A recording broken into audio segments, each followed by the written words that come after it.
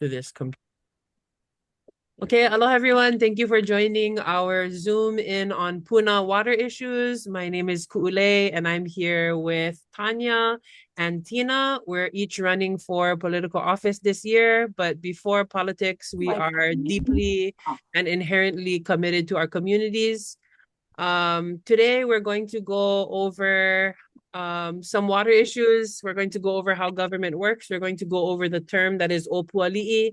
But before that, unlike other town halls, we want to leave open space for the community to share their concerns first.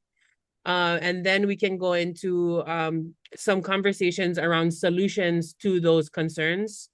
So again, my name is Kuulei. Again, here with Tanya. Also, Tina is here with us. And we'll go ahead with an open floor. So a lot of us are coming here with an awareness on water and water issues in the Puna area. A lot of us have many things to share. And I also want to maybe say that around 7:30, we can go into the how government works and how we can start to solve some of these problems in our governance, in our existing structure of governance. But other than that, I would love to get into our testimony or mana'os that you might be interested to share. Mana'o that you might be interested to share. In some spaces, there's a sign up, but we can just use the unmute feature to share. Tanya, are you interested to do 3 minutes today, or should we make an executive decision and just elongate that time, or there's a few of us, or how should we do this? I say just be aware of how much time you're speaking, so that you're aware of how many other people might want to speak. Do we know how many people want to speak today? Can you just like either raise your hands or just throw your name in the chat that you want to talk about a specific issue or issues? I could see Beverly is already raising her hand. Okay, so we have Loke on the agenda to speak. Can we add anyone else? If you unmute yourself, we can add you to the list. And you know, there's a lot of different issues with water. There's yes, we drink water, as Kuulei said. We bathe in water, which means all of our cells are in that water, so it better be clean, right? So how do we keep it clean? We have water catchment. Oh, some of it, right? There's lots of different things. Oh, I see a hand from iPhone 254. They want to speak too. Vahineko, are you interested to testify today? Or did you have any now? No, yes, please. Can I just share some manao? Ay, olu may. Mahalo. Mahalo. Okay, so we have Loke, we have Vahinekoa. So I think we can just be open. I don't think we have to have a 3-minute. Yeah, I was going to say, and I'm going to chime in at some point, although I don't have anything pre-planned, but I know based on what I'm going to hear, I'm going to have something to contribute. Perfect. Excellent. Mahalo, we'll add you to the list. And Miranda's hand is up now too. Miranda, okay, Miranda, we can add you. And Great. then we have anyone else want to share today? And the intention of this is just to make sure that we allocate enough time. And if you have more manao, we can hear it too. Let's see. I'd like to get the recording link as I can't stay for the entire Zoom. Perfect. Hikino, we'd love to share that with you. Okay, I'm putting that in the chat. And I am going to say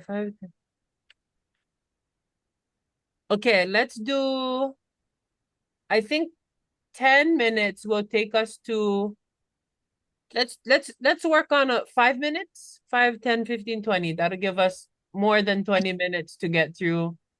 So we'll say about 5 minutes. Excellent. Okay, I'm gonna stop share. And I'm going. Okay, Loke, aloha nui. Hello, everyone. You guys can see me by any chance? Okay.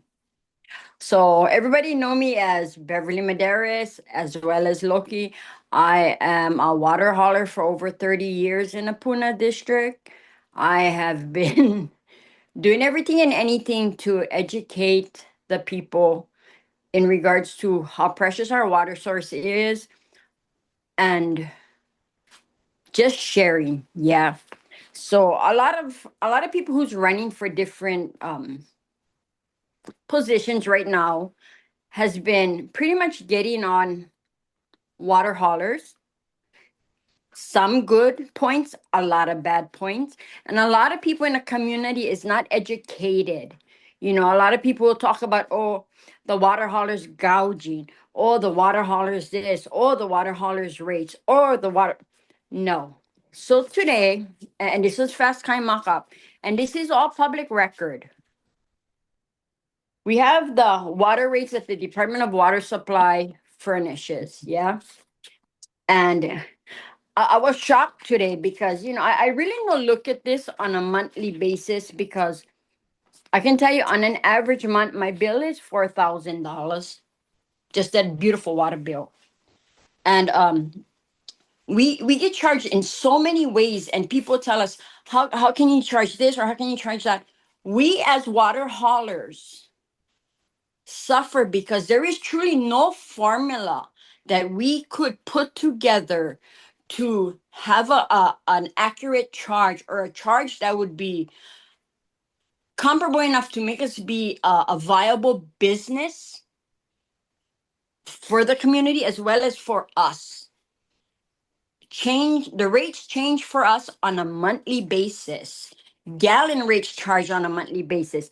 The Helco charge changes on a monthly basis, and we have no say when it happens. And I was quite shocked today because, you know, trying to at least get some points for this conversation tonight, I found out that amongst a lot of the things that they charge us, we get charges by this thing called block threshold, which means the amount of gallons we use as water haulers.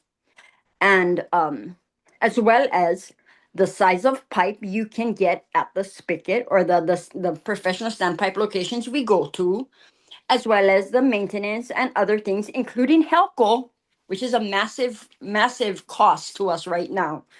But today, going through this, and Becky helped me, thank you, Becky, but we found out that the block threshold changes after the very first 5,000 gallons that I take out of that pipe.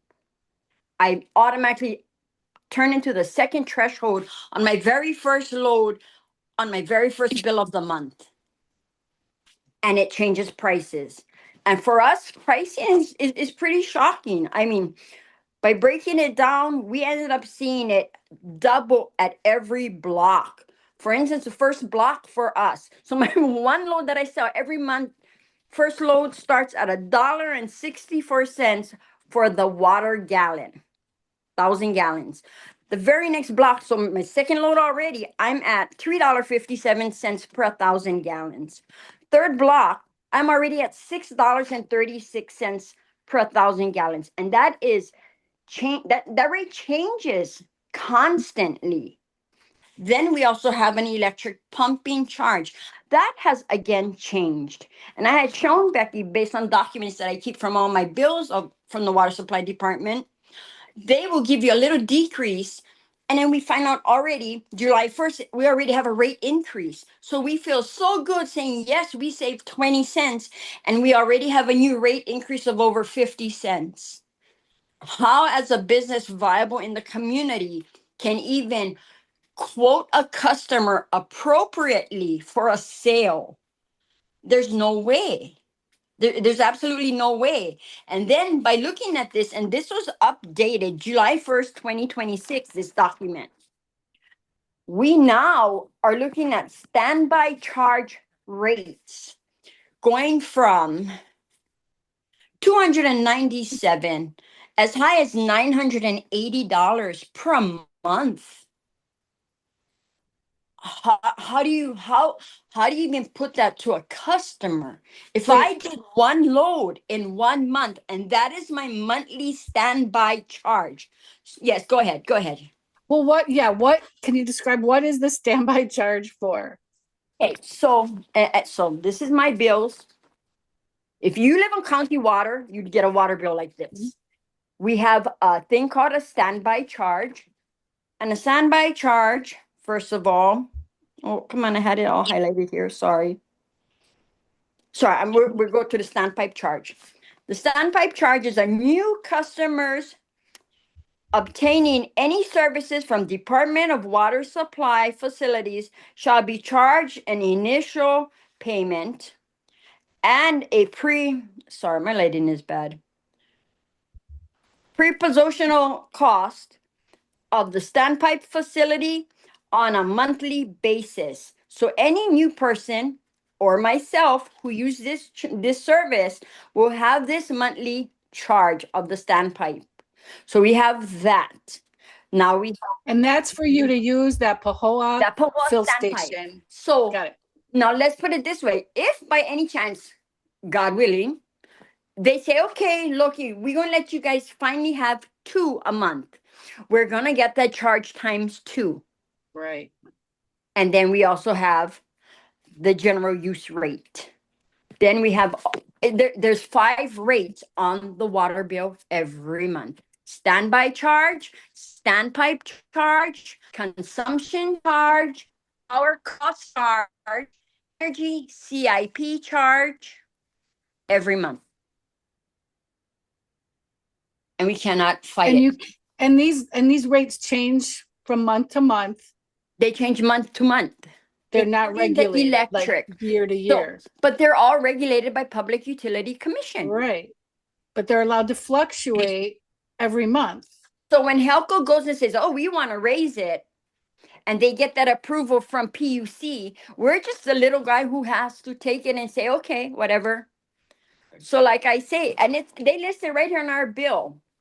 So the bill was given out July, due July 10th. And I read in my own bill, so, you know, I not make up stuff. It says, effective June 1st, 2026, the power cost charge decreased from $2.84 to $2.53 per 1,000 gallons. If you should have any questions, call us. But they tell us of the decrease after the time frame. We've already now have the new increase already. How do you, as a business owner, price your sale or your service accordingly when you are always behind when you're working with the county? Because you get your costs of goods sold basically after the fact. What they do to us is like if we was renting a house, we would know the price of our house after the month. Right. So when people say, oh, how come so-and-so, you know, we cannot even do a decent billing or even get close to something that is feasible when we don't know what is the charge for that month at all. The one thing I can say, I know for a fact my first load on my billing cycle puts me in block 1, and I know that price. That price has never changed. The CIP charges per 1,000 gallons has been 5 cents since 2016. That's the only thing that really never changes.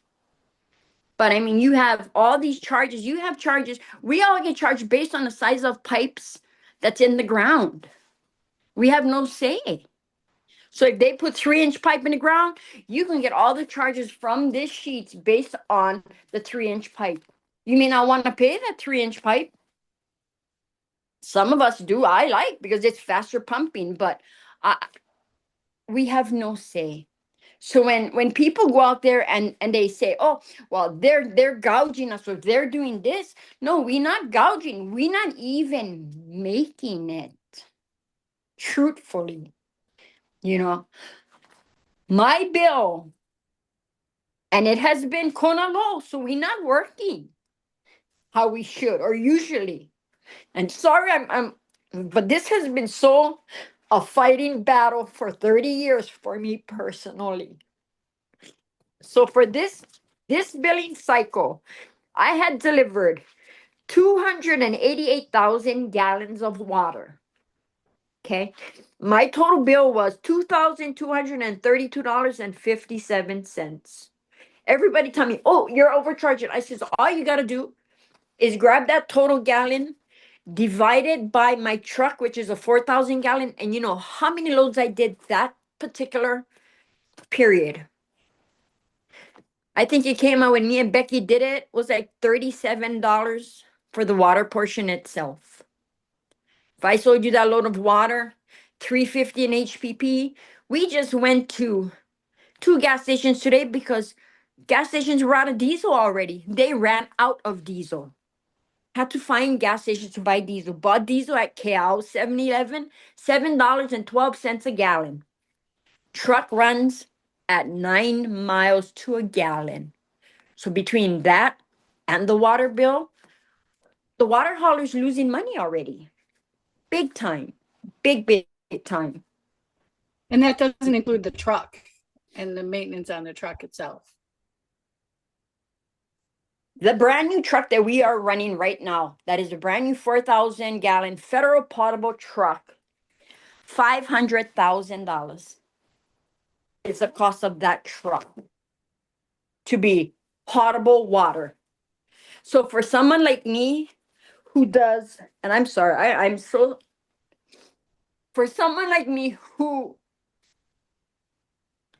truly pay what our government says we have to pay, someone who goes and does every document that is required, every fee, every bill and cost.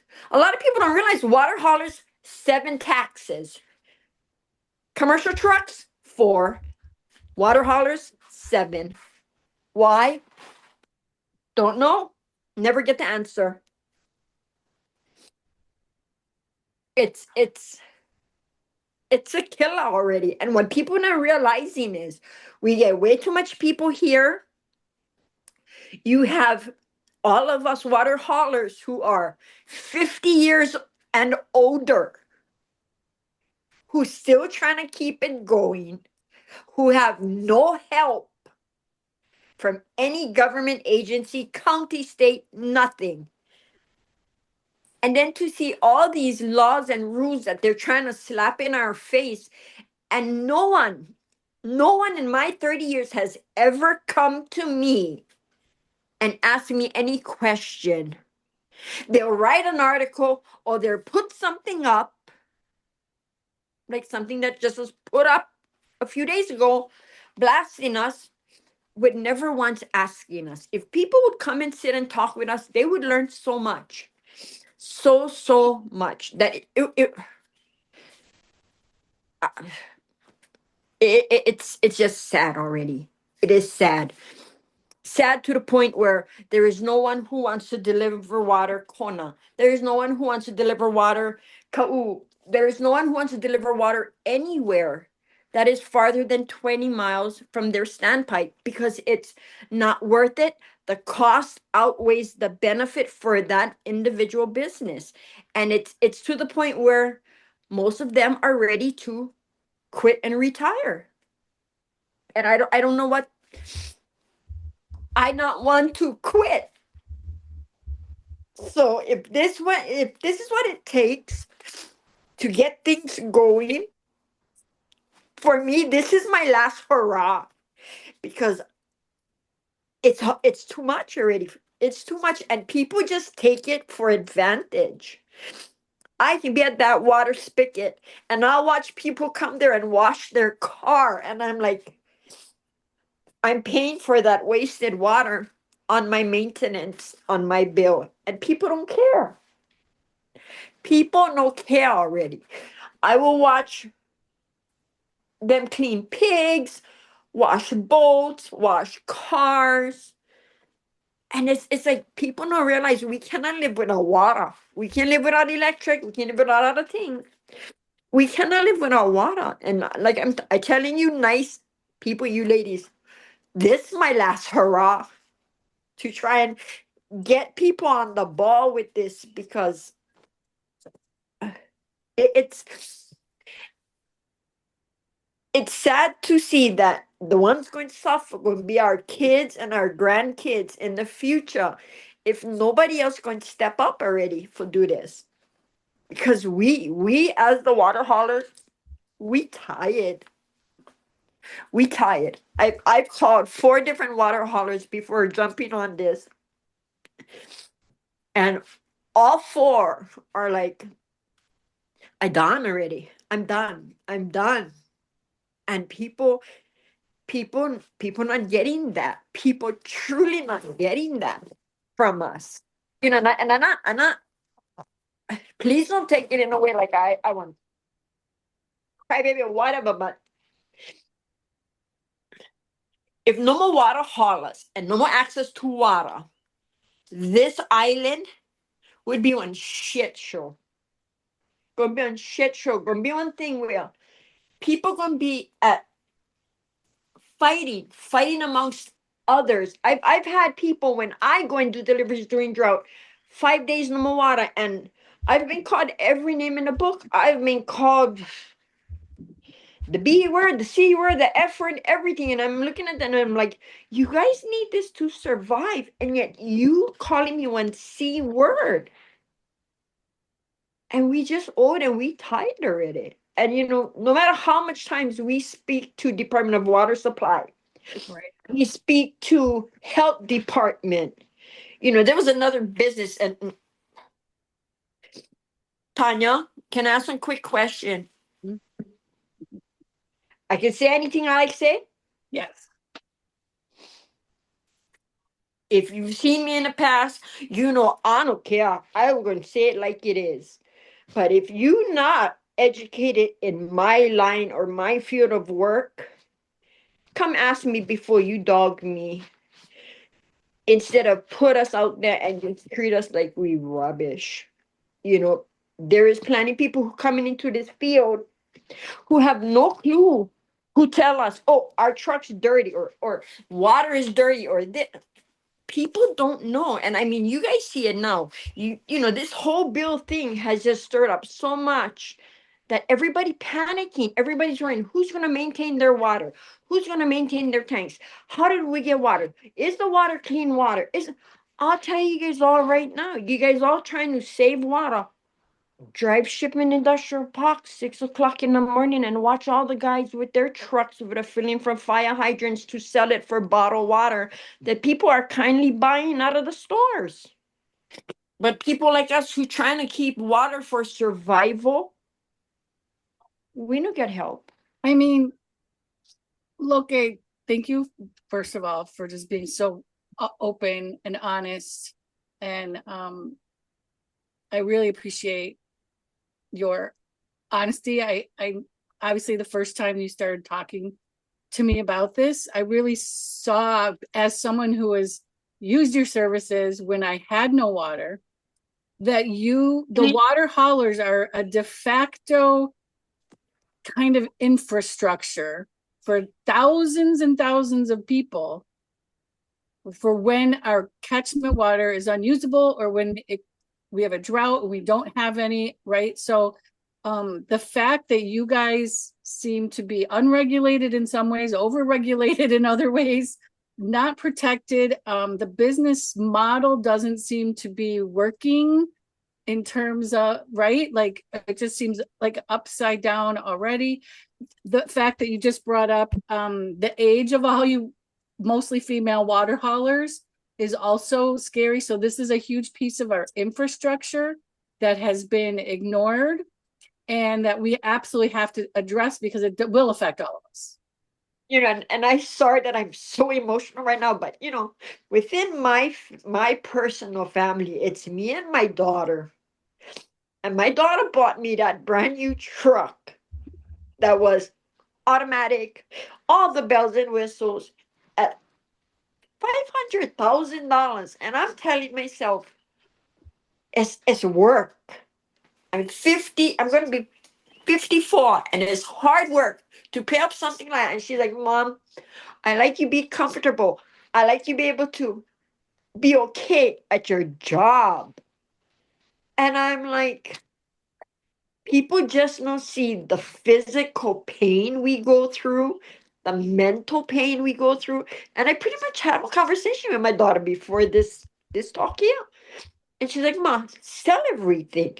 Because people not appreciating, people not seeing how viable and how important the water is right now. And I'm like, if you know me, you know nighttime, my water truck's all full with water. My pool full with water. My catchment full with water. My neighbors all full with water. Because you cannot live without water. One bad thing happened to us on this island. You no more water. I bought for my own personal peace of mind one desalination unit at $12,000 to give me just a little bit of clarity to be able to go to the ocean, scoop some water, run them through the system, so at least I get some type of drinking or semi-potable water if something went bad. I mean, that is how far we as a personal family has gone through because we see what everybody else not seeing that's coming. Everybody's like, oh yeah, this, or we're gonna have to pay more. I'm like, it is coming to where they are going to regulate everything, and you're gonna be the slave of who hold that key for the water. And I'd be damned if somebody gonna hold my key for my water. So I just sharing with you guys. That's where it's at. You know, everybody didn't realize that if you look at one truck, and this is not even just a water truck. If you look at these commercial trucks, any commercial truck, and you do not see a USDOT number on that truck is illegal. That truck is not paying their due share of being a productive person in business. They're not paying at least $1,000 less than what they should be monthly versus someone like me who trying to be the correct person in the community, in the business world, you know. And I tell people, I says, yeah, you go there, you pay $250, $300 for their water load, but just understand they're filling that water load from their own personal water hose from their backyard because they ain't got a standpipe. I turn these people in. I don't care. I'm at that age already where I'm sharing to educate people. But if I knew these guys get these trucks and they're filling them from on water holes in their backyard and selling them like they legitimate businesses, I would be fearful to have any water hauler come my house. And I can honestly say this: I have turned them all in, and nobody has gotten anything done. Nobody. So, you know, I sorry for being emotional, but I'm No, I please don't apologize for feeling, because you know, that's a whole nother socialized Before problem. before Loki goes away, I want to ask you a question because this is something I want the group to hear. go ahead. Loki, tell everybody, has the sandpipe ever been in danger of running out of water? Yes, I video everything. Yeah, if I see something that not right, I video, and I tell everybody I video. I take picture, whatever. When we had the corner low, and see, my trucks is expensive because I make sure that nobody can ever say something is wrong with the tank interior that hold the water. My tanks pass federal potable standards for portable water. There is no higher standard than my trucks. They look dirty outside. You can come and open my cover at any time and look inside. You'd be surprised. But to go to the standpipe, and I'm filling my truck in the morning, and I look in my mirror and I see brown water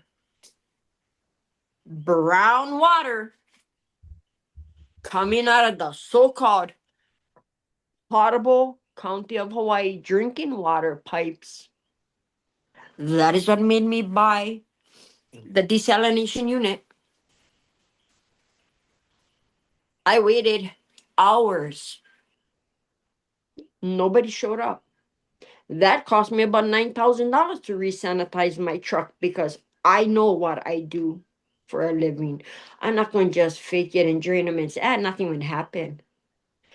There's another company that was on the other side who was like, whatever. Tank's empty. Whether you guys like believe it or not, tank's empty. When that tank at Tahua is at least 50% full, that should have enough pressure to fill my truck in about 25 minutes. Becky, today we stayed about what, 45 minutes Yeah, to yeah, fill one we truck. were. Yeah, I went on a ride along with Loke today. Yeah. I've offered any person who is running for any type of office to come ride with me.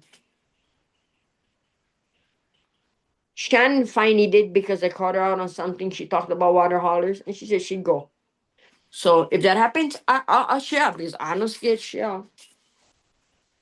But that tank's empty. When you look at that tank, there is a line on the side, one gauge line. In the morning around 5 a.m., the county will send guys. They come up there, they climb the ladder, they look in the tank, they measure, they move the meter based on how much water get inside.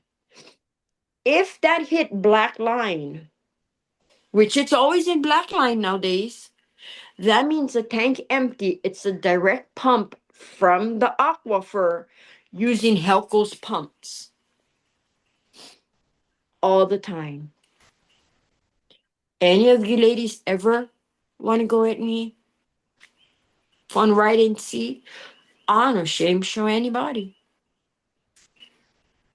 Nobody comes when the water haulers ask. I go to their meeting.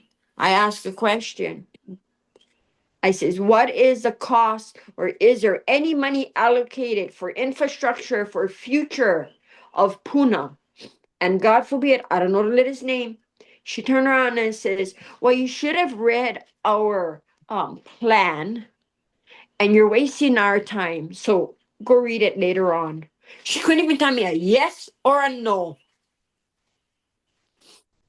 That was it. So when I went finally look, and I asked Mr. Kikela, who is now on top of the commission, for the next 5 years, budget for Puna, zero. There is zero money for infrastructure for Puna water lines. Zero. Well, one, Loke, I'll come with you next week. We can definitely schedule that. Or any of you guys, anytime. Yeah. I mean, I learned by doing, so that's going to be best for me anyway. And it really, it's not about running for office. It's that you woke me up to a way that we are vulnerable that I did not know at all.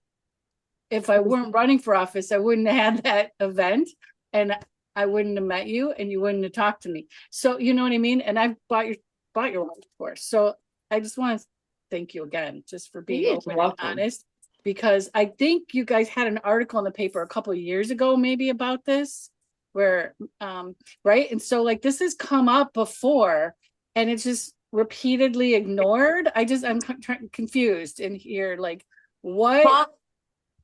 Tom Burnett from Hawaii Tribune Herald, as well as all the Honolulu ones, as soon as they see that's getting dry already, looking, da da da da da da da. Yeah, more dry weather. This one was 2019. So as soon as it starts, I'm the person they call because they know I'm not going to lie to them. I'm going to be truthful. I'm going to tell them, oh, nah, this is just a short one. We can tell, or hold on to your horses. But you guys are welcome. Anybody welcome. Because if people don't can educate themselves, they don't care. They don't care of the waste. They don't care about anything. You know, as someone who, like I said, been in this industry a long time, I humble. I truly humble. And in my first 25 years, I had 5 families or 5 houses, I won't say, in 25 years that was blacklisted. You would never get water from me ever again. Ever again. Only that many. 25 years. This last 5 years, over 200. And I don't even lose sleep on that. Because they need me more than I need them already. And it's just bad. It's bad.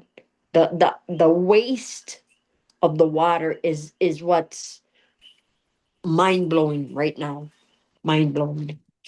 Mind blowing when you come to a house that you've taken water, 5,000 gallon truckload of water, and they call you 4 days later and say they're empty, and you rush there during drought only to know that they get on 700 gallon jacuzzi tub. They come from California, and the husband don't want to use the water twice and drains it every single night. I'm like, that's not emergency, and I didn't break your pipes, and you wasted your water. Get to the back of the list, and I drive away. And that is why my list is over 200 now, because we have that kind of people. You know, So I'd like to, can I ask a few questions to maybe guide the conversation a little bit? Because we've touched a little bit on drought weather and emergency. Because when Loke first started talking about the bill and the different levels, the more water that the water haulers pull from the pipe, the higher their rates get. So when there's a drought and they're getting more and more calls, and Loki's one of the water haulers, she goes 24/7, all day, all night, and they take turns driving the truck, taking short naps. But the more water they pump, the more their bill goes up. Recently, a comment was made online that water haulers should be capped. They should not be charging more when there's an emergency. Well, but the county charges them more. It's not the water haulers that are choosing to do that. It's the county. So I would like Loki to kind of address that. so like how I was saying that we have um the thresholds on the gallon usage, yeah, like my first 5,000 would be my first level. So the more we use, the threshold price change per every 1,000 gallons. So like how I was saying at first, we have $1.64 for the first 1,000 gallons. Well, when I'm in block 2, I am now at $3.37 per the 1,000 gallons. I go to block 3, I am now at $6.28 per 1,000 gallons. And then when I go to block 4, I'm at $8.34 per 1,000 gallons. And people go, oh, if you selling that much water, you making money. No, we making less now because we can charge more doing more loads. And that's why I tell people my first water delivery of my billing cycle is the best winner because you get the cheapest rate out of everything for the gallons. If you catching me towards the end of the month or the end of my billing cycle, you can be paying $8 per 1,000 gallons. So $32 for 4,000 gallons, plus the cost of my rental of the standpipe, plus the electric pumping charge, which changes before they even notify us. So we cannot charge accordingly. If that helps to answer that question, Becky.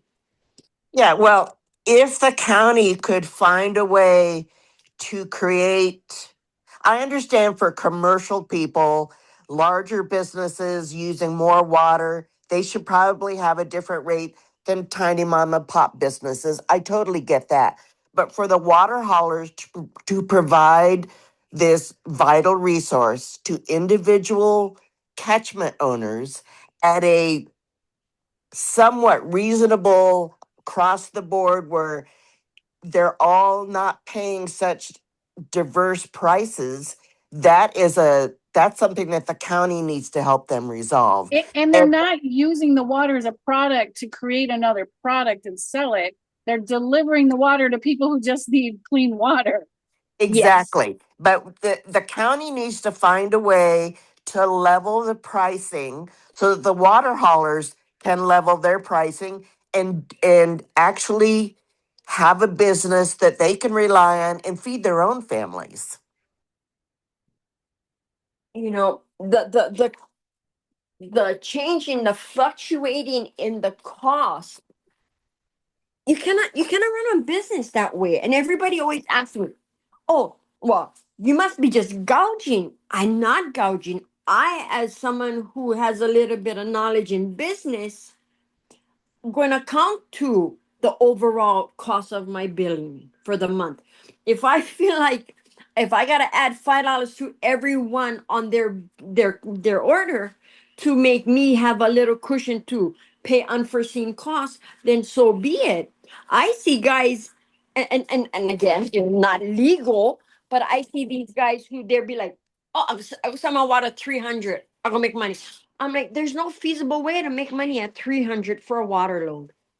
Like sitting down today, truthfully, has opened my eyes in more of a detailed way than I ever did. And I sat here and I was like, to truly, if anyone is in business, you know, you have that reasonableness that you need to make to be a sustainable business, which for us in trucking is usually about 20 to 25%. If I was to do that and deliver a load from Pahoa Standpipe to Ainaloa, that true cost per a load should be $550 minimum. $550 minimum. Who in Puna can? One true Puna person. Who can afford that? Not too many. Not too many. You know, 550. If I caught one tire on these trucks, $1,000. Lex Brody's to come to Hawaiian Acres, Road 7, cost me $1,000 for them to come there to change a tire that I already owned. That's their fee, $1,000 to come change a tire.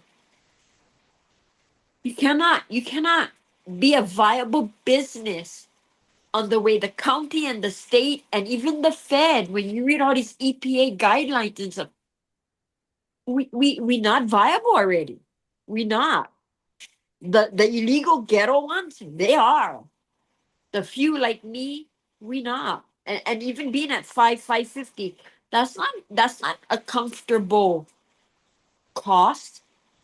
I've I've had a customer call me who wasn't from the area, you know, someone new, and I gave her the price, which was $350 HPP, and she said that's too much for water. She doesn't want the water, and I'm looking, and I big delivery of red cinder. I says, well, I guess you're going to drink your $1,100 worth of cinder. But you know, like pay the $350 for the true water that you need to survive, but you want. And people is like that nowadays. They rather have their wants instead the needs. And I, as someone already who is up there in age, I'm at that point where I'm not going to read. I cannot, it cannot be free for everybody or 20% off everybody or this. We did the Kiao Christmas parade last year. And I would tell all you had to do was say the word Ohana if you called for an order, and you automatically got 10% off. And I'm like, we do that because we part of Puna, we part of the islands. And I was shocked. I would say, in that January, February, about 300 people use that code. You know, it's just little ways to try and help everybody, but then it's like, in the same sense, everybody not seeing the struggle that is coming.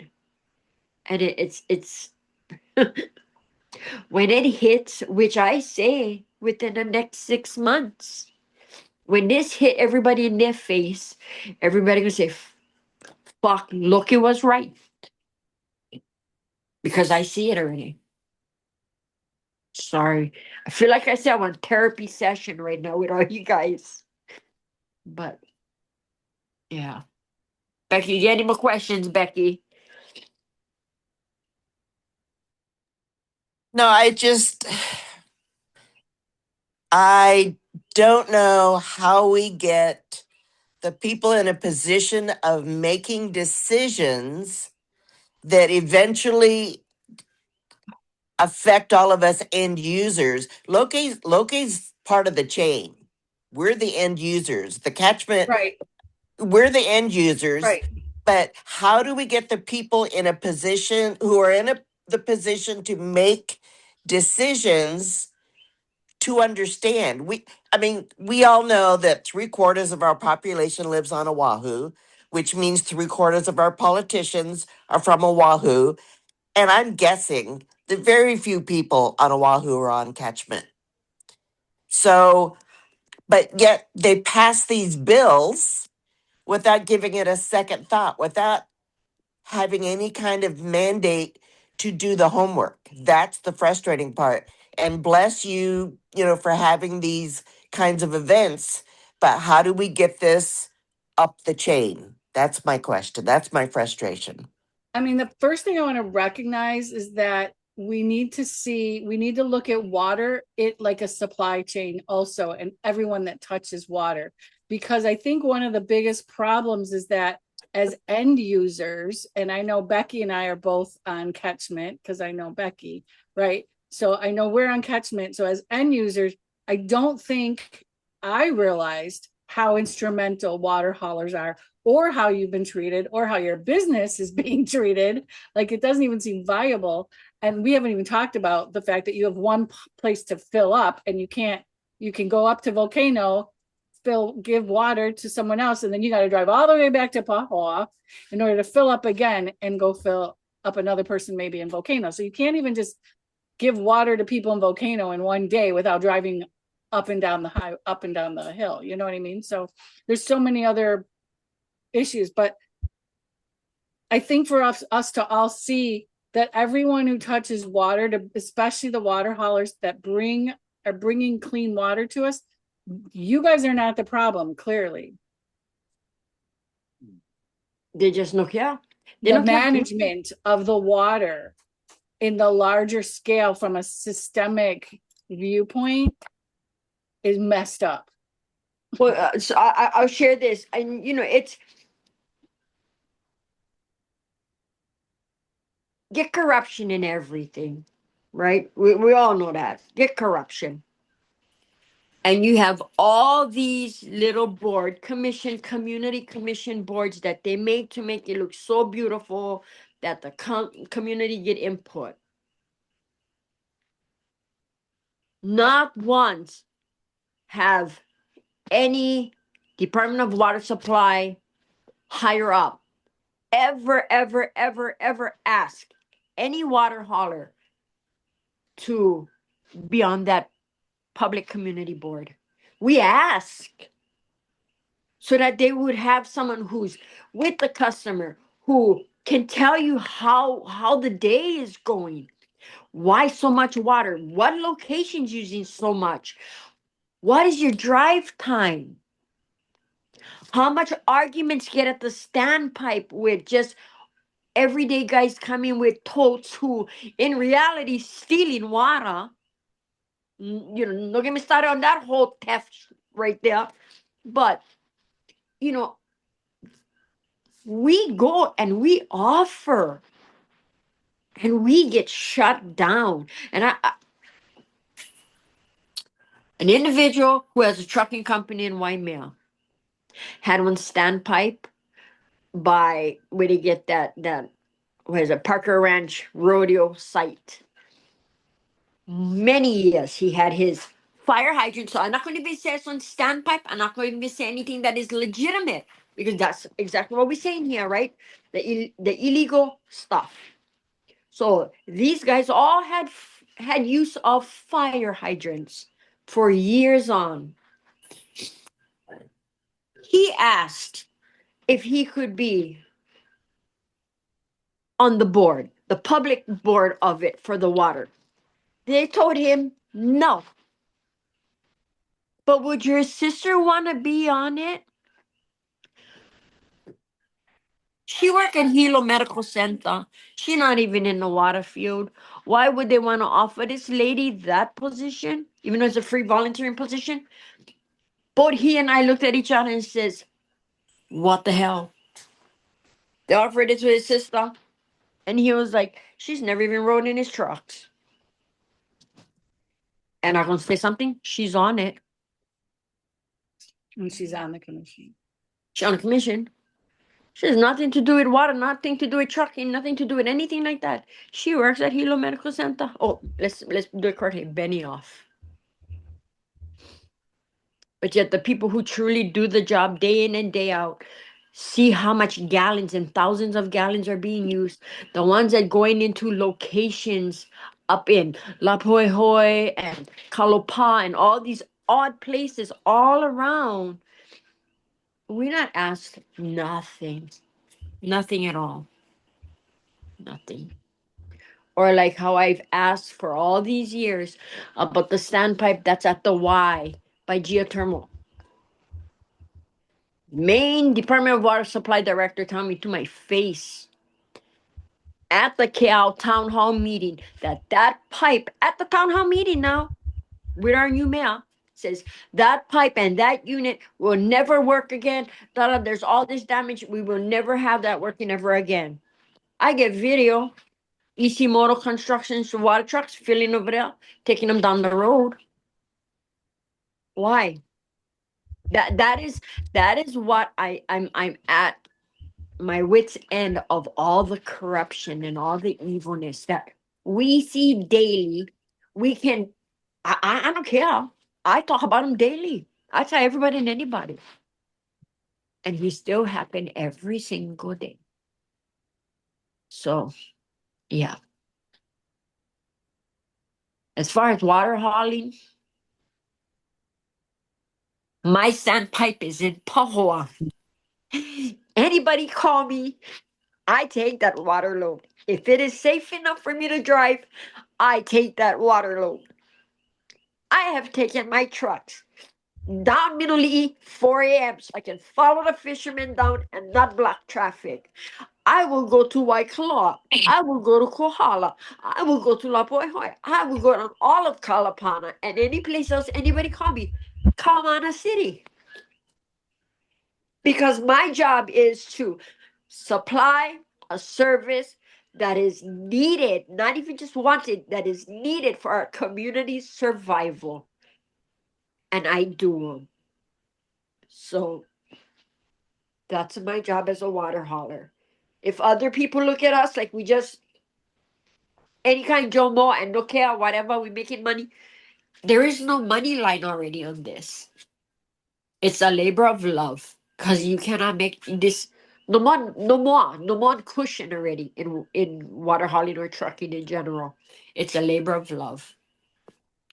And every single load that goes around this island that a customer will order from me, I have to come all the way back to my Pahoa standpipe, fill that truck unnecessarily, and go on my next delivery. Because they won't even let us use the fire hydrants. But you have businesses, and I'm going to share it. Businesses on the side of our Puna stretch of road that has been hooked to fire hydrants and running their personal businesses off of a fire hydrant for convenience. And yet, us who need to deliver your water for survival get told no. So There's So so I much here. Thank you, Locate. Well, In the I have. interest of Oh, I'm time, sorry. though, the interest of time, I just want to give the other person who's still here, Miranda, so we can hear her issue, because I think Kuulei and I want to kind of talk about potential ways that we could start to talk about solutions, and I don't want to end without let's talk. touching on that. Obviously, this is one of many conversations that we're going to be having with you, Loke, because obviously this is a public health crisis. This is a disaster response issue. This is a resilience issue for us. And there's just, it falls under, it ticks every box on why aren't we already talking about solutions? But I do think it's probably complex and it's multi-pronged because it's going to hit county. It's going to, there's going to be a lot of different places. So I would love to hear from Miranda, who I think was the other person, because I Yes. think Navahine Koa is no longer on the call. So Miranda, if you want to speak, because I know you're a wealth of knowledge as well on other things. I'm not sure. I feel like maybe I could cede the time. I can just sort of mirror back everything that you're saying as being so valid and such a mess and very real. And it brings me back to a place where I'm like, nah, I can't do it's even hard to listen to. So the fact that you are living this every day, I appreciate you and I feel you and I feel even having just been here for a short amount of time, many of the issues that I'm thinking about constantly about drought and climate change and these weird rainfall patterns and just the, limited water availability in Puna and all of us being so reliant on catchment and not being educated about how that works and maintaining. It's just so much. And as someone I worked in the Clean Water Act, so I know from I don't even know if I'm allowed to say this, but whatever. Anyway, we were bound as workers for feds to be in a certain lane. So like the structure itself is so flawed at every level that you can't even help anyone, even if you're sitting in a seat in the government that truly cares, which I did for so many years.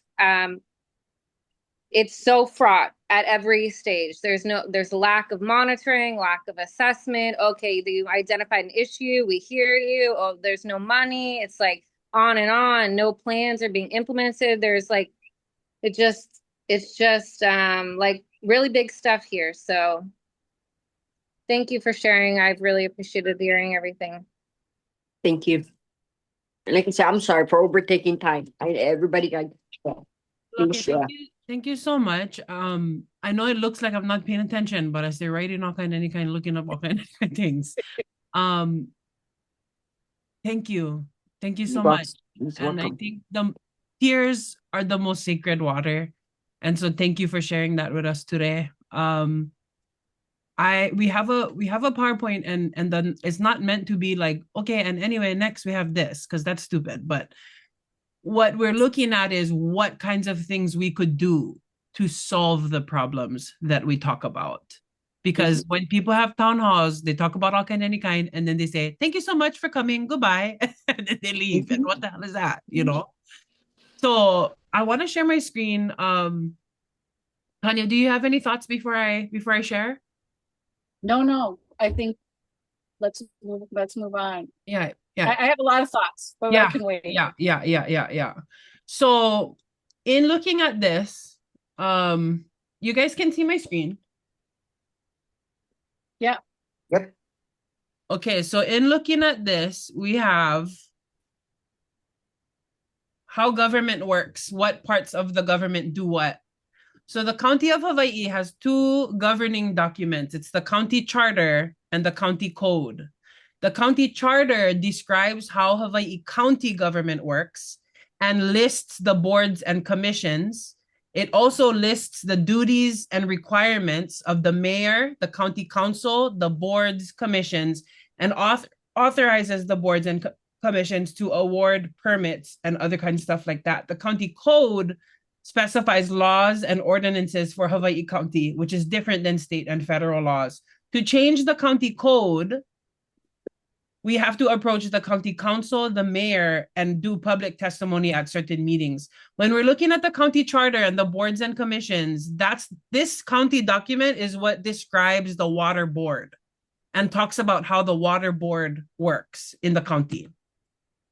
In the state, there's three governing documents, which include the state constitution, the revised statutes, and the administrative rules. Those are three different sets of documents.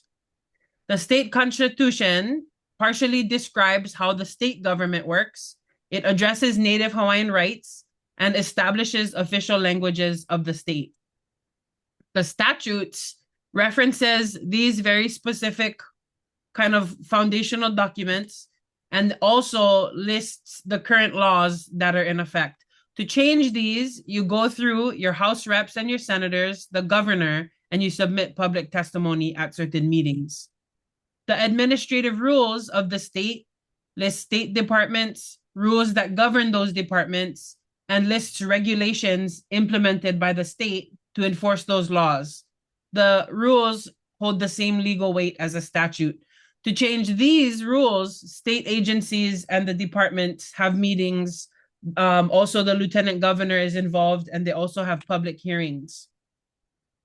So we have multiple districts here. Like Becky said earlier, the most of the representation in the House and in the Senate is yellow. You can see that on this slide here. In the House district, right? Our District 3 for the House district, which is most of us here, it looks like this on the left. I want to be one of these red dots in the House, but there are only 8 red dots and 8,000 yellow dots on this picture here. So we can see how much representation Oahu has. And like we talked about, Oahu doesn't have catchment. They don't have these same kinds of rules. So it would be difficult to do certain things at this level because these guys won't vote for the things that are important to us unless we have a way to ask them to, propose these things to them. In the Senate, they have a similar responsibility, and there are less seats in the Senate, but Tanya wants to be in the Senate to do those kinds of things, similar things in that area.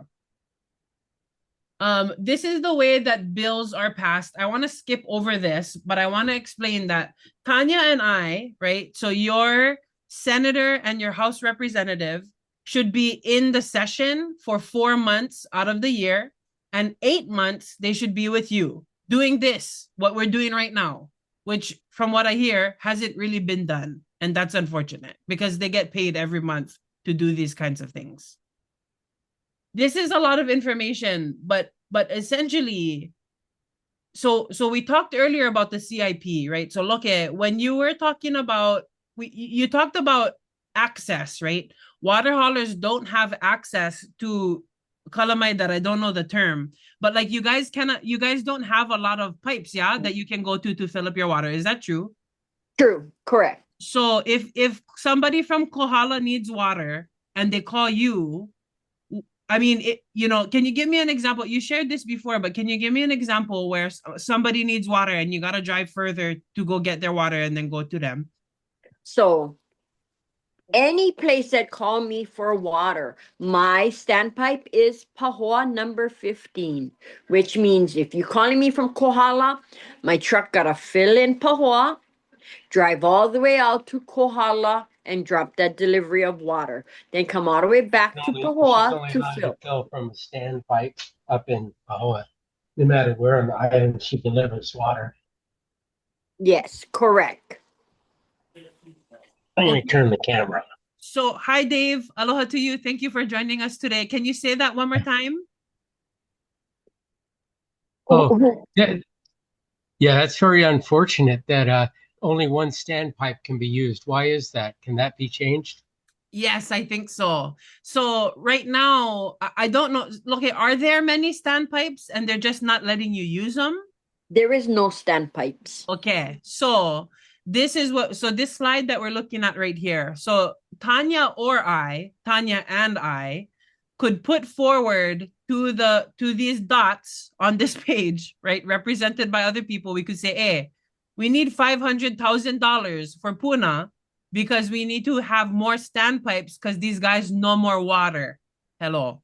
Mm-hmm. So in the capital for those 4 months, right? If people are with you, knowing and understanding what you need, the senator and the House rep are going to go to their chambers and they're going to say, hoy, we need this much money for this. And they're going to propose that bill. Not all the time are the bills heard, but the least they can do is put it forward, write it up with you, put it forward, request that money for infrastructure for standpipes in Puna. And that's what should be happening for you folks. That's the question of what can people do. That's one thing that people can do, right? Is allocate some monies for infrastructure in Puna. People don't realize, like Maui, yeah? When Maui happened, because this is a big issue, when Maui happened and everybody lost their home, people was trying to move to Puna. And how are you going to move to Puna if no more water? So really, Puna being this really big booming location of like lots of growth, lots of new buildings, how are you going to have anything if no more water? So requesting a standpipe alleviates statewide issues, and the senator and the House rep should be allocating and advocating for those things with intelligence and honor to their other people in the chambers. You know, so that's the least that people can do. So what happens is, Can I give on fast Yep. input on that? So there is other things that can be done, and that was what I kept pushing for, and that's why I keep saying, oh, good for your friends but not for the community, because like I say, you don't have to let a water hauler the fire hydrant, because like I'm saying, when you drive around anywhere, you see fire hydrants with one meter on it. For what? You see them with a little pipe that's going into someone's yard for their personal use. You see them on, and that's why I was saying the businesses that's right here in HPP, they hitting our fire hydrants and they're using it 24/7. How do they get the keys to do that? That is just a permit from the Department of Water Supply. So it is exactly what I say. Pay to play. So 4 years ago, when we had that long 6.5 month drought, and I was one of the few that tried to get it. John would help me. John Burnett was trying to help me, and Matt would come up and try to help me. And the amount of red tape and you got to do this, you got to do that. They made me buy this thing called a backflow system, and that what that means is they hook them up to the fire hydrant with the meter, and it's just so that water does not go back from the truck or whatever back into the system and contaminate the system. Okay, so now this is emergency time. We're talking drought. They tell us, okay, we will approve you. So I fill up the paperwork. The hand was out. $300 non-refundable application fee. So it was whether you get them or not. Paid them because it's for the community. Paid that. Waited 2 weeks. They finally said, "Oh yeah. Do you know where you want it?" I'm like, "What do you mean where I want it? Where can I have it?" It should be you guys with the maps. I don't hold the maps for this place. I waited another 2 weeks. They finally called me and said, "Oh, we have a place for you. South Kulani Road, one of the side roads by one household." Okay. They go, "Oh, okay." So I'm waiting like an idiot, waiting because I've already paid my money, did all that. Okay, Then you're they call me paying up money to get access to a fire hydrant. Is that what you're saying? during an emergency drought. During an emergency? Okay. Okay. Okay. So I paid the fee, the application fee. Then they turn around and say, "I got to get on backflow system." So I'm thinking they put the backflow system on, and then I just do my, water hauling. So I'm calling, when am I going to get it used? Get used. I don't get no response, no nothing. One guy from the base finally calls me and says, "Oh, you got to go buy the backflow." So I go to Central Supply. One backflow for a 3-inch pipe is almost $2,500. I get them inside my garage. One use of not even 1 month, $2,500 for that pipe. Take them down there to the base, thinking that you gotta drop off the supplies. I wait another week, I call them up. They go, "Oh no, you gotta go pay one licensed plumber to go attach them to the fire hydrant." So then I had Pro Plumbing, Odie, he put them on for me. So I pay all that. So by the time I went jump through all the hoops of being able to even get approved for using fire hydrant, we were talking almost 2 months. Finally had them on. I did 3 weeks of use, and it rained. And then I had a letter in the mail says, "It's raining now. We're gonna disconnect you. Have a nice day." So the backflow is in my garage. I spent, I would say, between paying Odie, buying the backflow, all my time, about $5,000. So what would help is access to the fire hydrants, regular access to the fire hydrants. What I had told Keith, I says, "Well, Keith, I understand it's a fire hydrant, department, the main guy." I says, "Why don't you just take the meter off, leave my backflow on? If it ever happens again, everything is there already. We can put the meter back on." first response, well, you got to reapply and pay the money for the reapply application fee. Not guarantee we're going to approve you then. And yeah, like that. Yeah. So he's like, we're going to take it off anyway because we don't want it on top. So then we stay waiting. They took it off, took it to the base yard, went on there, brought it home, and I've had it ever since. So Are then they when still it able dried to it use again, it like regular if they left it on? all they have to do is put the little meter back on so that they can regulate my rate, you know, how many gallons I use, charge me with one bill again. Mm-hmm. But then if they had done that, think of this now, which this is what made me say, what the hell with the whole thing was, I'll still get charged all the monthly charges like I did if I had one spigot.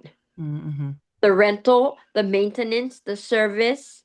Mm-hmm. If any water went through that whole pipe within that road and it picked it up on their meter some way, somehow for the electric, that would have been all my bills. Mm-hmm. Yeah. So they took them off. And you know, I was fine with that, taking it off, keeping them. And I was like, okay, if it happens again, one long drought, because I know when we get El Nino, La Nina season, it's crazy. So I figure, okay, if it happens again, I have the backflow, we can do the whole thing again. I'm not gonna pay again to do an application to help alleviate the stress on the community again on my dime again. Yeah. And looking at this, the fee was 900 now, the new cost for that application. And it's if whether or not you get them or not, you're gonna pay that. That's the application fee. Mm-hmm. So they could alleviate a lot. They choose not to. Yeah. Yeah.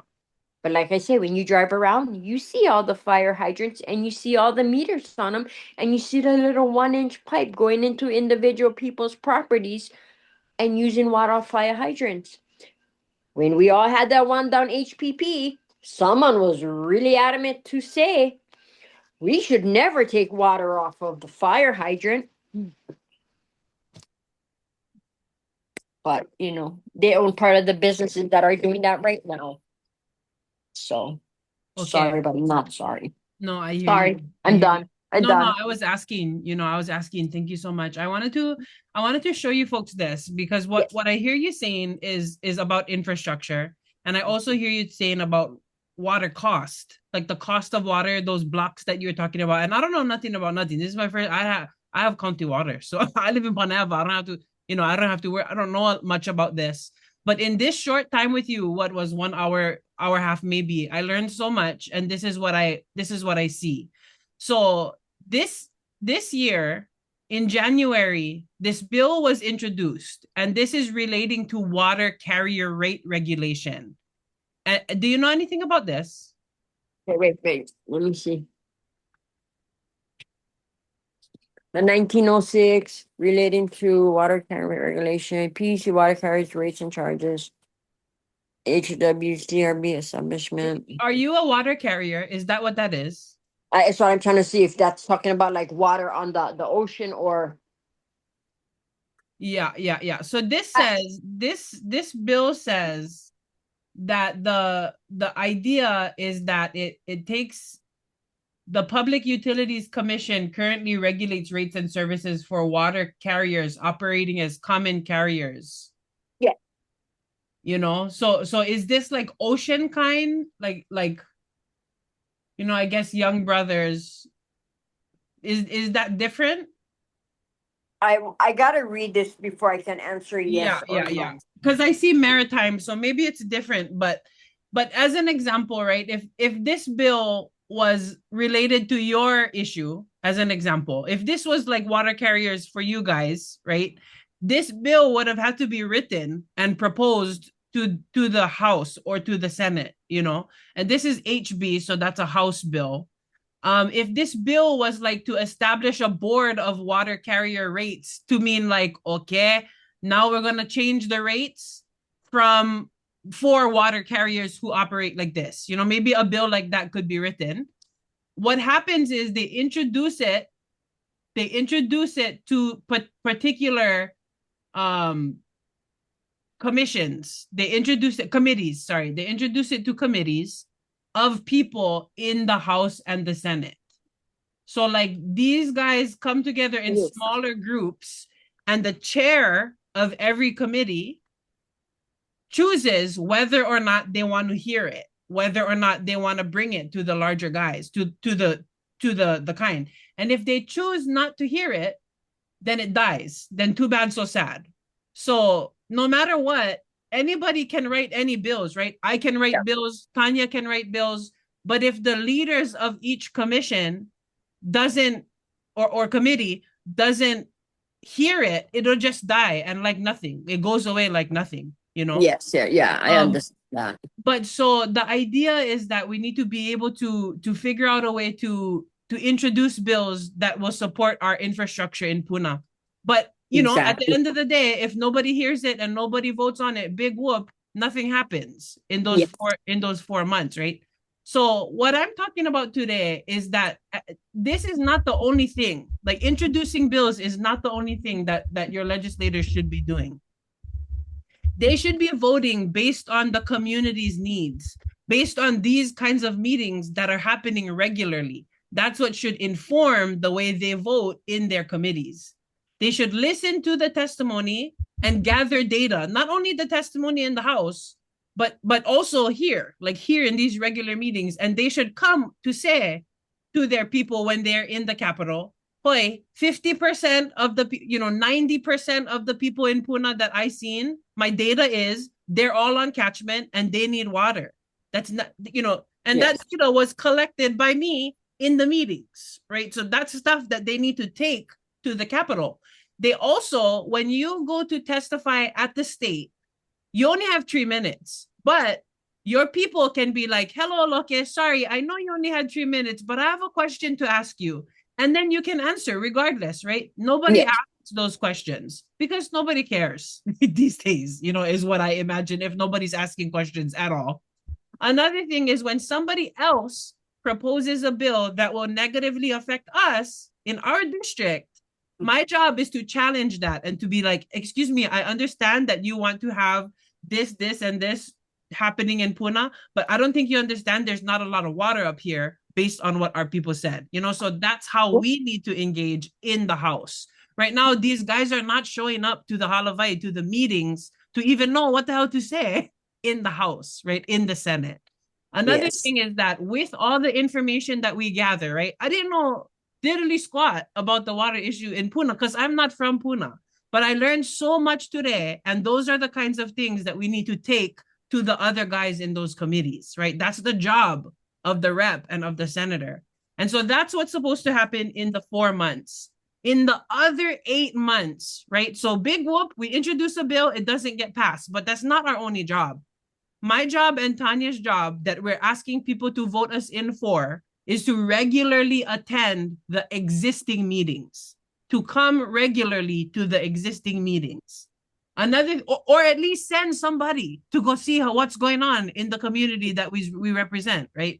Another thing is to keep you folks updated with what's going on in the state, to keep you folks updated on what resources there are for your families, for your communities. Another thing is, if I'm going around doing all of this work and I know you have an event coming up, I need to be sharing about that event too, at all of the things that I'm doing. As the legislator of this area, I'm sharing about the 60th anniversary.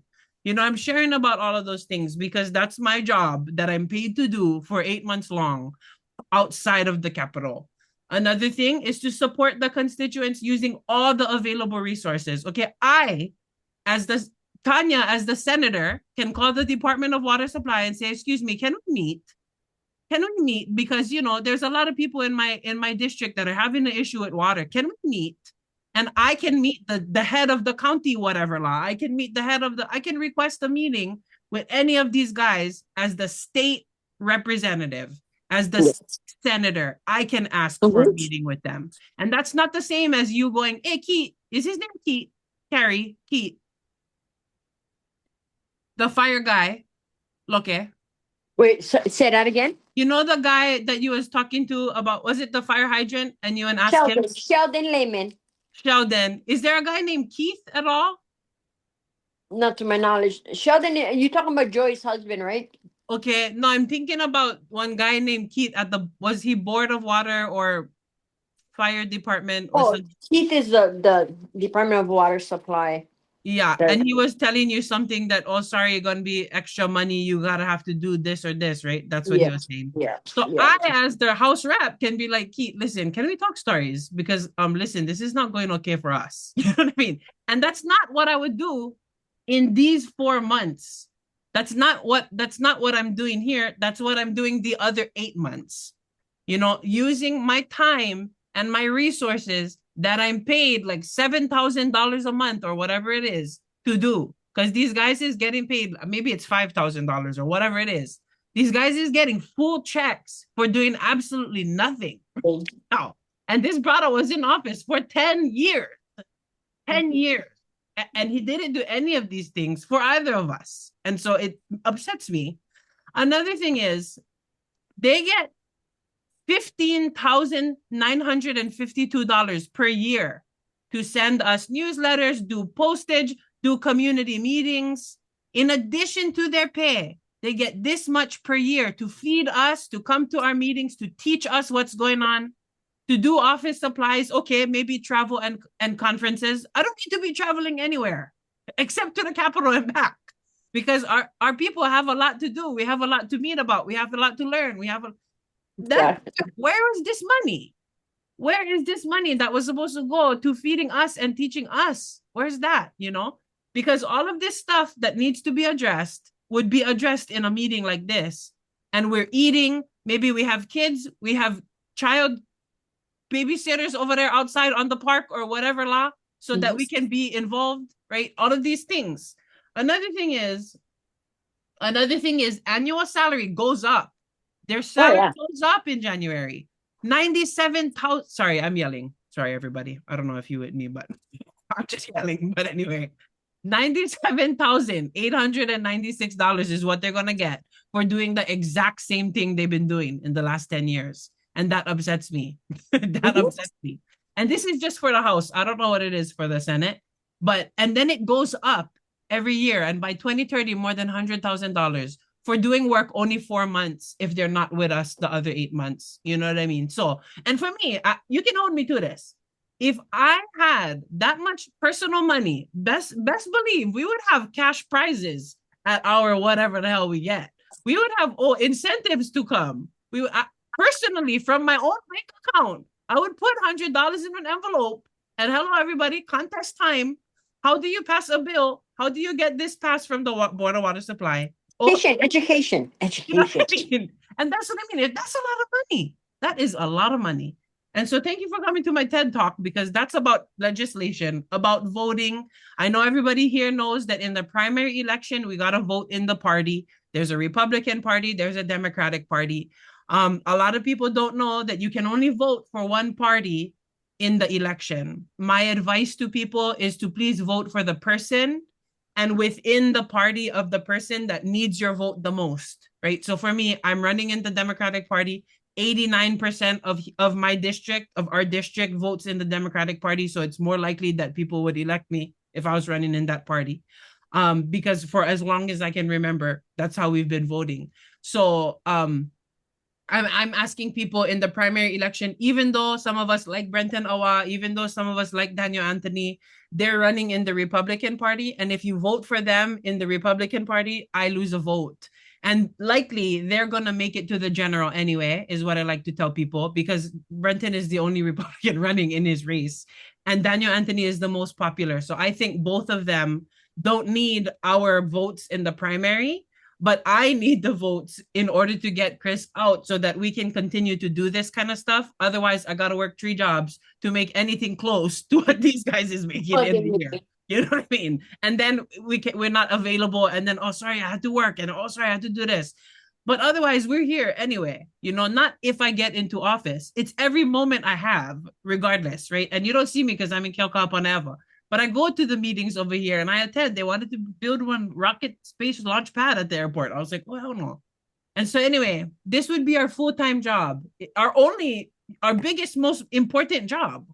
If we were elected, we could be doing this a whole lot more and we could be eating while we're doing it. Okay, there's a specific budget for that. But anyway, So there's Hey, Kuulei, yeah. can sorry. Hey, everybody, I'm Christina. I just want to interject real quick on the ballot thing too, because if in your primary ballot you accidentally vote in one race for a Democrat and another race for a Republican, or you accidentally pick a Green and somebody else in a Democrat, your ballot will be thrown away. And Like both your people ballot, lose. All the people lose. That yeah, your vote Nobody will gets to vote. not count. And as far as I can tell, they're supposed to let people know, but as far as I can tell, nobody ever hears that their ballot was thrown out. So in the primary specifically, if there is one person, like Kuulei says, like the three of us are all running in under the Democratic Party for exactly the reasons that Kuulei was just saying. And so if anybody here is trying to support any of us, regardless of other people, if you choose one of us on your ballot, everything else that has a party, you have to vote in Democrat. If you change, your ballot will get thrown away and your vote will not be counted for any of the choices that you make, which I personally find to be quite nefarious. And we worked really hard this session to try and end that practice and failed, but we will keep trying to make our elections through and through so that people have the opportunity to pick the individual people rather than being forced to wear some specific color jersey. Yeah. So yeah, thank you. Thank you, Tina. I appreciate that a lot. Mahalo to you. Okay, there are 2 elections every even year, like every other year. July 21st, which is next week, Tuesday, the ballots come out in the mail. August 8th is the primary election for people wanting to go in person. And if I don't make it past, if I don't win in the primary election, then I lose the election and Chris is going on and he's likely to get all of the votes because of the way that our community votes. But and that's okay. We just keep trying for the next couple of years, you know, and that's the idea. But mid October, the general ballots drop. That's where mostly everybody votes, and then November 3rd is the general election. Again, there's just one party. We have to pick one party and vote within that party, or you can leave that section blank, but you have to pick the political preference. If you're trying to vote for either of us, it has to be Democratic, even though it just makes you cringe. And that's like, oh, the Democrats are corrupt. It's all corrupt. So like, it is going to be cringy. But so it's just that box. And then you can pick my name and you can pick Tanya's name and you can pick Tina's name if she's on your ballot, depending on where you live. And that doesn't have to happen in the general. You don't have to pick parties in the general. And so this is pretty much the end of the thing, and then we talk about upcoming events. But I did want to share this. So I was taking some notes on what Loke was talking about, and this is something that we can do every month. We can, if we have the ability to do this for our work. If Tanya and I are elected, we'll be able to do this as our full-time work. But so we have this community, or I don't know if I can make this bigger, and this is a resource for you folks, but we have this community concerns folder. And then we have a Puna, because my district includes Hilo and Keaukaha. So there's a Keaukaha folder because right now they're dealing with a lot of tourism stuff. And they're trying to get surveys to see how to regulate tourism in Keaukaha. If anybody goes to the beach in Keaukaha, I would love for you to take this survey about tourism over there. Becky, I know you talked about shoreline access. It's an interesting survey that they have going on because Puna is only one part of a district, right? There's like Ainaloa, and then there's like Pohoiki in some districts. So the person's job is to do this with every community in their district. So it's a big job and there's a lot to do, which makes me crazy that nobody's around for all those months, but still collecting monies. There's so much to do. What the hell? Which is why we're getting organized now. Yeah, totally. So what we're doing is we have this community concerns folder. We have a Puna folder so that there's different issues for Puna. Ongoing issues is where we put stuff like if somebody says, oh hoy, like, you know, water haulers, or oh hoy, rat lungworm, or oh hoy, geothermal, or oh hoy, like traffic, whatever kind. That's where we all kind of put stuff into here so that we can figure out how to organize it. And then in this other folder, we have water, yeah? And in this water folder, there's the material from that other, there was like the water catchment issue. So this, I think, might be a recording of some kind of video on, Tanya, what is this? That's the video we did on HB 1728, the water catchment infrastructure bill that Tina and Sylvia and I did. Sylvia would be Okay. great. Super cool. So So this we is the can video of watch that. one. And we Yep. can put it on YouTube so that everybody can see it, so that everybody can learn and everybody can do stuff.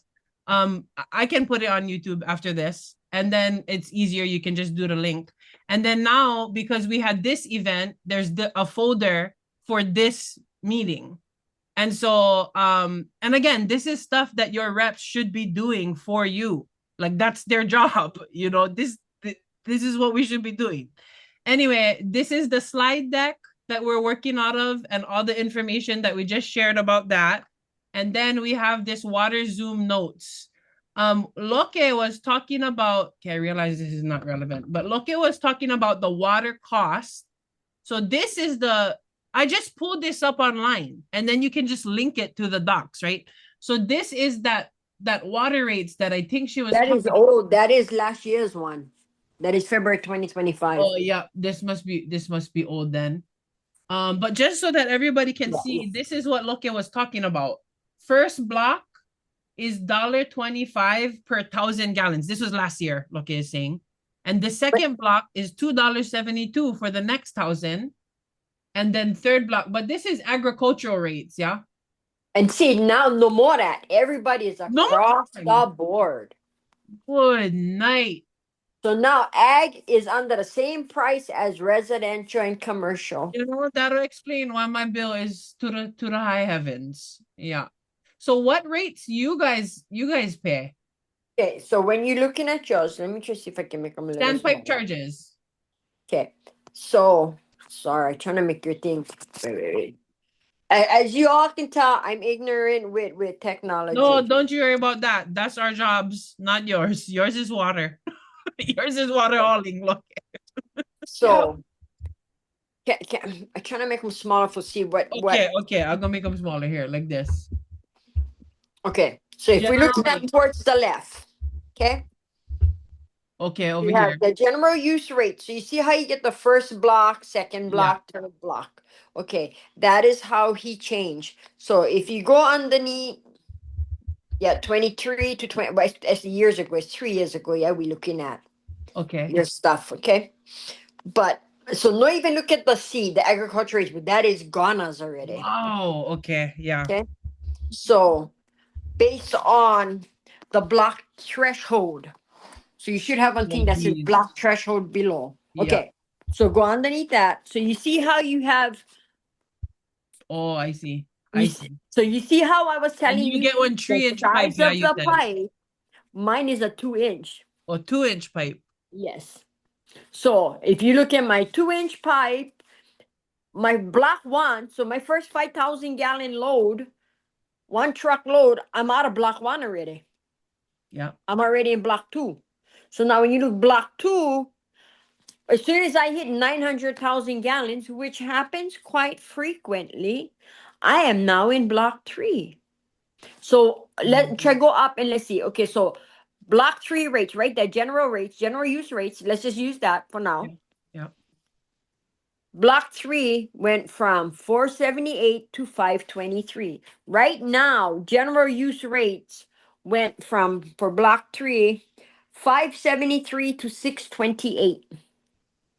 Wow. So 628 is our rate right now for 2026. Wow. Yeah. Which pretty much is everybody. And anytime we get drought, I hit block 4.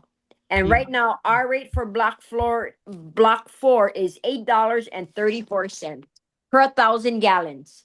And is this fourth block, like that's what you pay every 1,000? That's the highest you pay? That would be the highest. After you get to a certain amount of water, is that fourth block? Is that fourth block. Okay. There has, and you see, so it's the size of your meter, which would be your pipe, and then block 1, block 2, block 3, block 4. That's it. Okay. Yeah. So when you're looking at that, I mean, when you look at that and you say like, oh, 900,000 gallons, that is insane. That's not insane. Every house, 10,000 gallons. That's not, Yeah. you know. So the looking at this, Go the ahead. what we're looking at is this document that I just wrote based on what you guys are saying, and we can put the resources in this document so that we can revisit it when we're drafting testimony to submit to the county or the state or the whatever it is. And there's so much time that you folks are owed from your representatives that you shouldn't have to do a lot of this heavy lifting by yourself. You should be supported on the ground while you learn and while we're doing this stuff. You guys are busy, and there's people who it's their job. They're paid to do this kind. So, so we need to be able to one, hold these people accountable, and two, vote better people in. So that's the idea or the manao nui of our presentation today. And we're gonna do a civic engagement training tomorrow on Zoom at 8:00 p.m. I know that's late for everybody, but for some people that's perfect because they work until 8:00 p.m. So at like us, we work until 8:00 p.m. But so tomorrow we're gonna do Zoom again, and we're gonna learn about how the government works. Hopefully, we can talk about testimony. It's gonna be a lot of the stuff that we shared today. So if you can't make it, no worries. But I want to give Tanya an opportunity to say any words besides our thanks, and then maybe Tina. Tanya, do you have anything? I mean, I'm just thankful for everyone who showed up and is talking to us about water, because as someone who's been involved in some water issues, I mean, okay, you just exploded my brain, and it just makes me feel useful to try to like figure something like this out, especially with people like, I'm so honored to work with Kuulei and Tina, who's got like also a gift of communication and breaking issues down. You know what I mean? And we're all dedicated to like just taking actionable steps toward making things better, because things are so bad and out of control bad that we don't know it. It's like a glacier that we're not seeing all the stuff until we get into the community more. And like, I knew that there was going to be some big issues like this that I knew nothing about. I just didn't know it was going to be this one like this. Like, thank you for bringing it up. Thank you for not giving up, because I think that's the lesson in this, okay, is to not give up on these big issues, because water is so important for all of our future. Nice. Mahalo nui. Tina, And I feel like disrespected by current people in current office. I feel underrepresented. I feel angry that I didn't know that this was a problem. And then you see how bad it is, and you're like, oh my God, like I have 6 grandkids here, my whole family's here, I have friends and family, and we have a lack of access to water and don't know it. I going to just about like like what the heck? And just one quick thing, yeah. When we take for granted all those spigots around where people go to fill their jugs, everybody forget what that is for or how that came about. That was implemented for the lava flow of the 80s. That was never supposed to have been a forever thing. That's what everyone is forgetting. And it's just, leave them, let them go already. It's dead. No. So now it is something that is a cost to the community, because there is a cost no matter what everybody say. Somebody got to pay for that water bill. Somebody got to pay for the electric bill. Somebody got to pay for the repairs. But those were all put in the 80s when we had the lava flow coming down Kalapana, and you had all the Peleha continuously. Nobody could use their catchment. Nobody could drink them. County did that as a quick fix. And then now they left it. So that is, and I'm going to say it, It's a waste of resource, waste of spending, waste of a lot of good water. You know, everybody became now it's free water. Go use and take whatever you like, and it should not be that way. If they can go and fill their jug and pay $1.50 at the gas station, same thing. Same thing. And us as the water haulers, when we in drought and we gotta fight with these guys to move their trucks, their totes, their cars, because they're washing cars during drought time, and we trying to get water to people who no more water, it's wrong.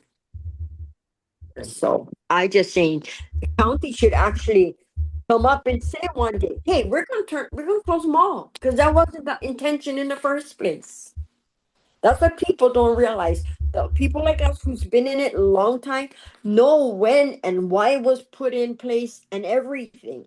That not supposed to have been long term in the first place. Or even the fire hydrant that goes down into HPP. That is EA Produce's fire hydrant. He shouldn't have that. If you read the rules right here, I can read them to you. Temporary service on hydrant charges. Each application for a temporary connection of a meter of a fire hydrant shall be charged an initial payment to be set periodically by the department. In addition to consumption, standby power costs, the energy CIP charges shall be limited to a period no longer than 180 calendar days.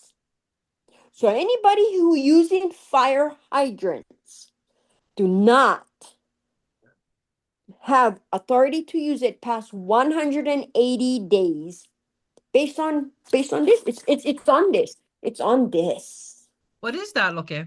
That Pepper UN post. It's on there. So let me finish the last line. Oh, I see. Not longer than 180 calendar days, the department reserves the right to deny an application or remove any temporary connection at any time. So like the explanation I gave you guys of drought, I mean, pay all that money and then they just went there and said, we're done. So why do you let all these guys with high-end businesses be connected for no reason? It's there on their paper. So, that is what makes us feel like it's a losing battle, because the ones who truly trying to keep the community viable is the ones that slapped in our face. And I love their mission, providing safe and dependable drinking water at a reasonable cost. That is their mission statement. So just wanted to put that in there for you guys to know. It's on their water rate for sure. Yeah, I have the updated one now. I think it 180 days. 7/1/2026. So this looks like from this month, maybe they put or something. Mm-hmm. But that has always been the rule. Yeah. So they break their own rules for their friends all the time. They break their own rules all the time. Mm-hmm. But thank you so much, everybody. Tina, do you have any thoughts? Yeah, thank you. Thank you so much, Loke. I learned, I feel like I just went and got a master's degree, and for the amount of information that you shared. I would love to come on a ride with you and do a day with you. So I'll get your information. If you're down, I'd like to coordinate that. Definitely. I stay all the way up in Waikeuka, and a couple miles down the road is when the county water stops. So me and all of our neighbors are on Catchment, and it's been a very steep learning curve to learn how to use and care for and track our water. And I know I take water up there everywhere. and we get hella rain. So the fact that you are trucking water up here means that, the responsible choices that people are making are not so responsible for lack of care, lack of education. But yeah, I'm really grateful to you, Loke, to you, Kuulei, to you, Tanya, to everybody who is in this meeting. And even though these issues and problems feel a little bit overwhelming and bring feelings of despair. The antidote to that is action. And I'm so honored to have the opportunity to be in action with you all. Thank you. Yeah, let's change it. We can do this. Yeah. Yeah. Ola. And I just want to give one quick info. 20 plus years ago, I used to do free classes, teach and educate people about the tank, about what is good, what is bad, how to do it. Everybody could do their own. And I'm tired of watching everybody get ripped off. So be prepared, because I'm going to come back and do that. And I'm going to tell people like it is the same way. You don't gotta pay for no monthly subscription.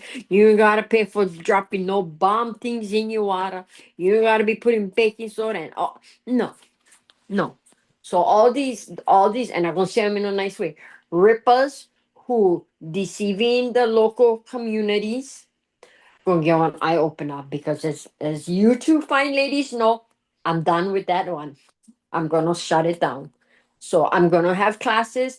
Please just give me the opportunity to finish, do the 60th anniversary for Aina Law, and then I am going to spearhead free community classes on everything catchment related, from your roof to your pipes to your tank to your UV, down to your pump, down to the little 1/4 clear piece that will empty your catchment tank overnight. I'm gonna teach them all for free. Okay. So But put we're the- gonna dance on August what? So August August 1st, 60th anniversary, Aina Law. Be there, bring your shots and t-shirt, ride down the water slides, come eat food, listen to some music. 10 to 3. On 10 to 3. All my brothers and sisters, you guys all invited, 10 to 3. That's awesome. I'll go bring my sound system. Awesome. Amazing. If you need anything, Oh. let me know if you need anything. Yeah. Thanks, you. Miranda, thank you so much for your consciousness and your awareness to seed your time. I'm super grateful for your heart of consciousness in that. I'm really, really grateful, and that's deeply aligned. Becky, I see you unmuted. Do you have any thoughts today? The last final thing I just want a quick comment. No problem. Yeah. Well, Loki was talking about classes. I really would like to see education, because it's not just how to take care of your tank. It's how to actually get all the water you can in your tank. Mhm. If you've got weeds growing out of your gutters, your system is not working. And I don't think people either don't have the resources or they don't have the know-how to capture the water that they have the ability to capture. CTAHR puts out a fabulous document about catchment. And if the county or the state made it possible to get some of this education out there for the community, we could make better use of the existing water. I don't know.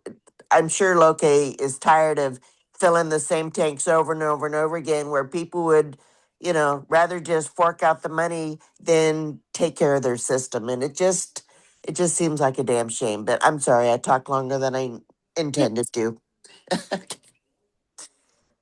Please, no, we love that. We love that. And thank you so much. I feel like that's an easy ask. That's an easy, well, I mean, for me, I just feel like that's doable. Even just sharing the pamphlet, even just sharing the brochure is free. Like it's I imagine, that it's free. So we can do that now. Not if we're elected now. Yeah. So so awesome. And thank you folks so much. I'm looking forward to doing this again. If you folks are free tomorrow, we're doing that Zoom civic engagement thing. It's at the same link. It's just tinyurl.com/ZoomHI. We're gonna be getting together again. I thank you folks for your time, and I'm gonna stop the recording shortly unless anybody else has anything. Dave, Vanessa, anything? Hey, I just want to say thank you, thank you, thank you. I learned so much tonight. Loke, I just, man, I have so much empathy for just for what you're dealing with, but also a lot of reverence for your decades of work and your deep knowledge of what you do and of this place. And I also want to thank the three of you that I think of as as the Moana Power Rangers. Um, for doing this, because I don't actually know in all my years here of anybody doing this kind of civic education. And I just really, really support it. And I will show up at everyone and, carry water for you guys. Um, so thanks for doing this. And thanks a lot, Loke. Anytime, anytime. And yeah, I may say I'm going to quit and I'm over it. No, it's not a lie. I cannot. Okay, it's a lie. I wouldn't. My dad said he was gonna stop feeding pigs about 3 generations of pigs ago. But that's how it goes. Ain't nobody stopping to feed pigs. He's gonna have to die. And that's the way he's gonna stop feeding pigs. But that's that. Becky, if you can stay on just a little while longer, I would like to find the correct pamphlet that you're talking about. If you have just a couple more minutes, but otherwise I'm gonna stop the recording. And sorry, Dave, did you have something? No, I'll be in the class tomorrow on the Zoom tomorrow. I'm looking forward to that. Thank you very much. Wonderful, Dave. Awesome. Thanks so much. I think Miranda, you're probably the only one that didn't have an opportunity to share. Do you have anything before we stop recording? No, nothing else. I guess, yeah.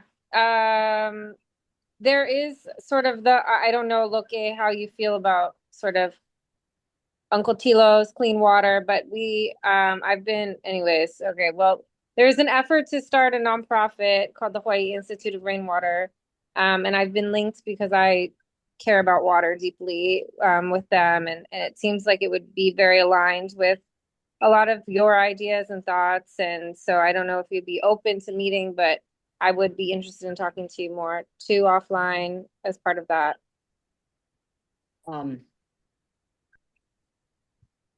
Are you asking about their nonprofit that they're trying to start, or are you saying you're starting this nonprofit? If I'm asked, or is this not a place where I should talk about this? I'm happy to talk about it. I don't know if it's fine for You guys are fine with this.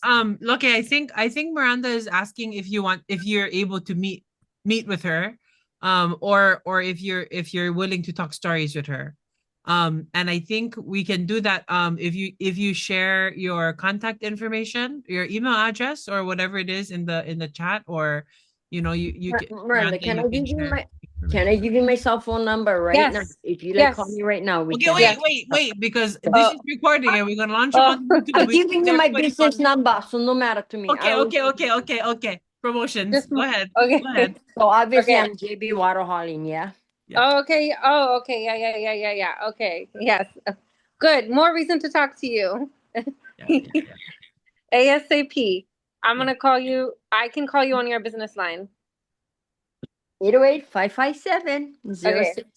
808-557-0697. Yes, and forgive me. I am not aware of all of the past history and politics of all of these things. So I will call you and look forward to chatting more. Call me, and are you able to talk to me tonight? Because I'll call you right now. Okay, give me 10 minutes. I love this. I love this so much. This is the point, everybody. This is the point of community engagement like this. I appreciate you folks. I'm gonna stop this recording right now. Thank you everyone for watching on the Zoom land, on the YouTube land. I'm gonna stop the recording. Aloha. And